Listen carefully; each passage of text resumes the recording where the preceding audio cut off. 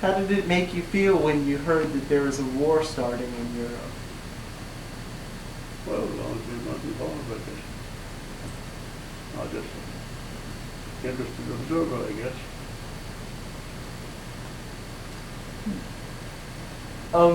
You told me a story last time I was here about leading a religious service before the Meuse Argonne campaign. Yeah, Can you just before tell me the that Meuse story? Argonne campaign, the big American force was hidden in a big French national forest. I always heard there was 1 million Americans, but I've heard since it was maybe 500,000. So the most of us anyhow. The delegation of the men in the regiment came to see me as the only Jewish officer.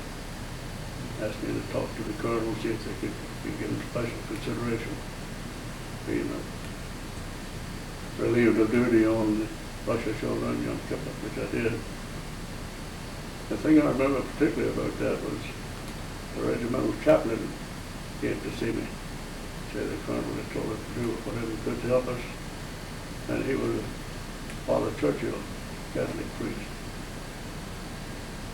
And he said that in his studies for the priesthood, he, of course, had studied Latin, a smattering of Greek, a smattering of Hebrew. If he could conduct our service for us, he'd be glad to do it. Which struck me as a wonderful idea, but some of the more orthodox men in the regiment were horrified at thought of a priest conducting it. Just as a devout Catholic would be horrified at a rabbi trying to conduct their service, I guess. But, so we didn't call on him. But that's one thing I remember particularly the First World War. Father Churchill and offering to conduct their services for us.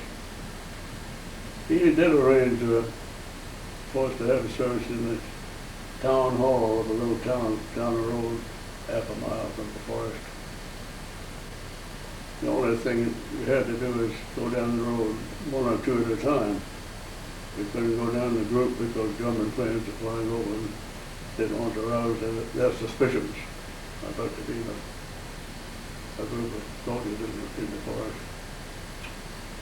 So when we got there, I had a prayer book sent me by the Jewish Welfare Board in Paris. I looked through it the night before, and of course lots of passages were familiar to me, the Hebrew.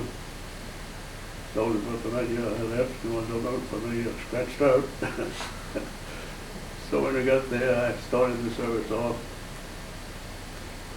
And then halfway through, one of the enlisted men was more orthodox, put on his cap and turned his back to us and told us a chant, which meant a whole lot to most of the men in the group, but not to me particularly. When he was through, I picked up the service, and that was it. Was that the first service that you'd ever led? Conducted, yeah, first and last. I understand. While we were there, somebody passed around a sheet of paper for everybody to sign. And I still have that sheet of paper at home, signed by about 40 men who had entered the service. I looked through the published list of the men who were killed in that action. I couldn't find any of them in the list. So maybe the service did some good.